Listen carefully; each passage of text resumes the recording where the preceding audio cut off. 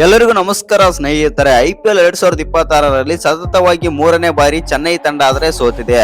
ಇನ್ನು ಮೂರನೇ ಪಂದ್ಯದಲ್ಲಿ ನಮ್ಮ RCB ತಂಡದ ವಿರುದ್ಧ 43 ರನ್ಗಳಿಂದ ಹೀನಾಯವಾಗಿ ಆದರೆ ಸೋತ ತಕ್ಷಣವೇ ಚೆನ್ನೈನ ನಾಯಕ ಆಗಿರುವಂತಹ ಋತುರಾಜ್ ಗಾಯಕ್ವಾಡ್ ಕೊಟ್ಟರು ಶಾಕಿಂಗ್ ಹೇಳಿಕೆ. ಇನ್ನು ಗಾಯಕ್ವಾಡ್ ಮಾತು ಕೇಳಿದರೆ ನೀವು ಕೂಡ ಶಾಕ್ ಆಗೋದು ಪಕ್ಕ. ಕಣ್ಣೀರಿಡುತ್ತಾ ಮಾತನಾಡಿದಂತ ಗಾಯಕ್ವಾಡ್ ಅವರು ಏನೆಲ್ಲ ಮಾತನಾಡಿದ್ದಾರೆ ಅಂತ ತಿಳ್ಕೊಂಬರೋಣ ಬನ್ನಿ.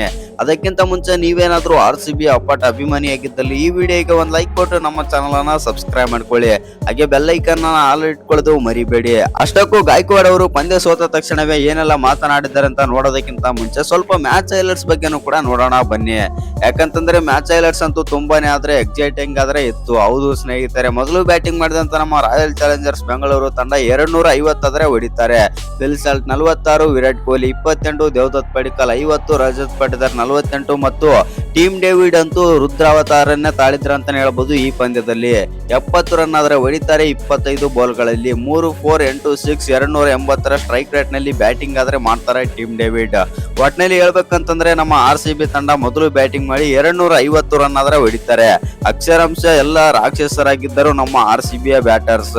ಹೌದು ಸ್ನೇಹಿತರೆ, ಫಿಲ್ ಸಾಲ್ಟ್, ವಿರಾಟ್ ಕೊಹ್ಲಿಯಿಂದ ಹಿಡಿದು ಟೀಮ್ ಡೇವಿಡ್ ವರೆಗೂ ಎಲ್ಲಾ ಬ್ಯಾಟರ್ಸ್ ಕೂಡ ಅದೇ ತರ ಆದ್ರೆ ಫಾರ್ಮ್ ಆದ್ರೆ ತೋರಿಸಿದರು ಮತ್ತು ಅದೇ ತರ ಬ್ಯಾಟಿಂಗ್ ಆದ್ರೆ ಮಾಡಿದ್ರು.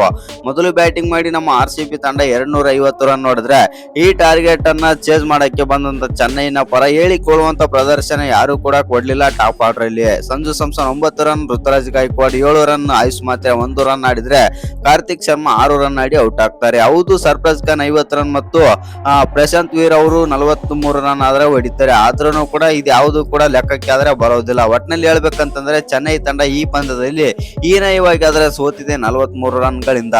ಇನ್ನು ಈ ಪಂದ್ಯ ಸೋತ ತಕ್ಷಣವೇ ಮಾತನಾಡಿದಂತ ಚೆನ್ನೈನ ನಾಯಕ ಋತುರಾಜ್ ಗಾಯಕ್ವಾಡ್ ಅವರು ಏನೆಲ್ಲ ಮಾತನಾಡಿದ್ದಾರೆ, ಏನೆಲ್ಲ ಹೇಳಿದ್ದಾರೆ ಅಂತ ನೋಡೋದಾಯ್ತು ಅಂತಂದ್ರೆ ಗಾಯಕ್ವಾಡ್ ಅವರು ಈ ರೀತಿ ಆದ್ರೆ ಹೇಳಿದ್ದಾರೆ. ಹೌದು, ಈ ಪಂದ್ಯ ಸೋತದ್ದು ನಮಗೆ ತುಂಬಾನೇ ಆದ್ರೆ ಬೇಜಾರಾಗಿದೆ. ಯಾಕಂತಂದ್ರೆ ನಾವು ಈ ಸೀಸನ್ ಅಲ್ಲಿ 3 ಪಂದ್ಯಗಳನ್ನಾದ್ರೆ ಸೋತಿದ್ದೀವಿ ಮತ್ತು ಈ ಪಂದ್ಯದಲ್ಲಿ ನಾವು ಗೆಲ್ಲುತ್ತೇವೆ ಅಂತ ಅಂದುಕೊಂಡಿದ್ದೆವು. ಯಾಕಂತಂದ್ರೆ ಪಿಚ್ ಕೂಡ ಸಣ್ಣದಿತ್ತು ಮತ್ತು ಟಾಸ್ ಕೂಡ ನಮ್ಮ ಪರವಾಗಿ ಆದ್ರೆ ಬಂದಿತ್ತು. ಆ ಕಾರಣದಿಂದಾಗಿ 210 ರನ್ ಆದ್ರೂ ಕೂಡ ನಾವು ಈಸಿಯಾಗಿ ಟಾರ್ಗೆಟ್ ಅನ್ನ ಚೇಸ್ ಮಾಡ್ಬೇಕಂತ ನಾವು ಅಂದುಕೊಂಡಿದ್ದೆವು. ಆದರೆ ಈ ಪಂದ್ಯದಲ್ಲಿ ಆಗಿದ್ದೇ ಬೇರೆ ಮತ್ತು RCB ಬ್ಯಾಟರ್ಸ್ ಅದ್ಭುತವಾಗಿ ಬ್ಯಾಟಿಂಗ್ ಆದ್ರೆ ಮಾಡಿದ್ದಾರೆ.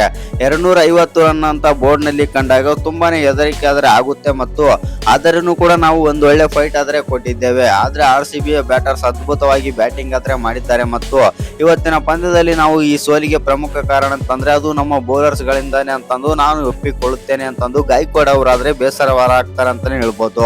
ಒಟ್ನಲ್ಲಿ ಹೇಳ್ಬೇಕಂತಂದ್ರೆ ಋತುರಾಜ್ ಗಾಯಕ್ವಾಡ್ ಅವರು ತಮ್ಮ ಬೌಲರ್ಸ್ ಗಳ ಬಗ್ಗೆ ಆದ್ರೆ ಬೈದಿದ್ದಾರೆ. ಹೌದು, ನಾವು ಇವತ್ತಿನ ಪಂದ್ಯದಲ್ಲಿ ಸ್ವಲ್ಪ ಬ್ಯಾಟಿಂಗ್ ನಲ್ಲೂ ಕೂಡ ಕಳಪೆ ಮಟ್ಟದಲ್ಲಿ ಬ್ಯಾಟಿಂಗ್ ಆದ್ರೆ ಮಾಡಿದೆವು. ಆದ್ರೆ RCB ತಂಡಕ್ಕೆ ಹೋಲಿಸಿಕೊಂಡರೆ ನಮ್ಮ ತಂಡ ತುಂಬಾನೇ ಆದ್ರೆ ವೀಕ್ ಇದೆ.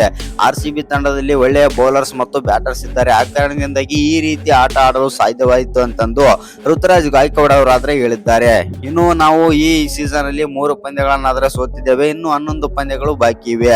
ಆ 11 ಪಂದ್ಯಗಳಲ್ಲಿ 8 ಅಥವಾ 9 ಪಂದ್ಯಗಳನ್ನು ಗೆದ್ದು ಪ್ಲೇ ಆಫ್ ಗೆ ಹೋಗಲು ನಾವು ಮುಂದೆ ಎದುರು ನೋಡುತ್ತಿದ್ದೇವೆ ಅಂತಂದು ಋತುರಾಜ್ ಗಾಯಕ್ವಾಡ್ ಅವರಾದ್ರೆ ಹೇಳಿದ್ದಾರೆ. ಇನ್ನು ಈ ವಿಡಿಯೋ ಇಷ್ಟ ಆಗಿದ್ರೆ ಒಂದು ಲೈಕ್ ಮಾಡಿ, ಶೇರ್ ಮಾಡಿ. ಹಾಗೆ ಇನ್ನು ಯಾರು ಚಾನಲ್ಗೆ ಸಬ್ಸ್ಕ್ರೈಬ್ ಮಾಡ್ಕೊಂಡಿಲ್ಲ ಸಬ್ಸ್ಕ್ರೈಬ್ ಮಾಡ್ಕೊಂಡು ಬೆಲ್ ಐಕನ್ ಅನ್ನ ಆಲ್ ಇಟ್ಕೊಳ್ಳಿ.